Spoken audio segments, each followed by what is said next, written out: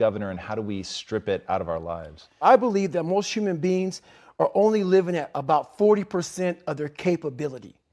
So the mind has a governor, like a car. If you're driving a car and the car has a governor on it, the car may say 130 miles an hour, but the governor is set for 91. Once that governor sets in, you get to 91, that car starts doing this. The car wants to go. The car wants to go, but that fucking factory said, we're not going past 91. We have a factory, a nice governor in our brain, and it's a survival mechanism. It protects us from pain and suffering. The second we feel that shit, our mind says, oh no, this isn't fun. We should back off. We should sit down, find something more comfortable. And there's something about the mind. The mind has the tactical advantage over you at all times. At all times of your life, the mind has a tactical advantage over you. Why is that? It knows what you're afraid of. It knows your insecurities. It knows your deep, dark lies. And it starts to push you away from that shit.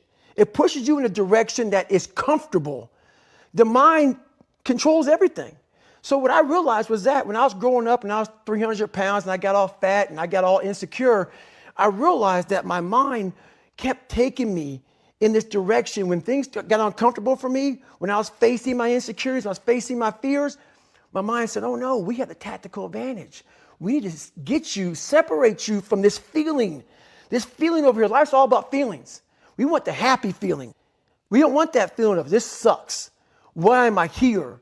And you don't have any, so you can't answer those questions, so you leave. I started realizing that if in that moment you can answer those fucked up questions and you are now in charge of your brain versus your brain ruling you, that's where all that stuff comes from. So the 40% rule is all of that. You get to 40%, your brain says, we're done. Let's roll, man. This is starting to get painful. This is uncomfortable. So you sit down. You have to figure out ways, and everybody's different. That's how the book kind of talks about, like we all have these things about, 5 steps to this and 4 steps to this. It's a lot more than that. That's all bullshit. It's a practice that you have to, it's a habit. So if you know that at 40%, I'm feeling pain. At 40%, I'm feeling pain. That's where the 40% rule kicks in. Now it starts. Okay, I'm feeling pain. My mind's saying all this shit to me. It's saying, get out of here, run, flee. The fight or flight kicks in. Okay, we're done. We're not good enough.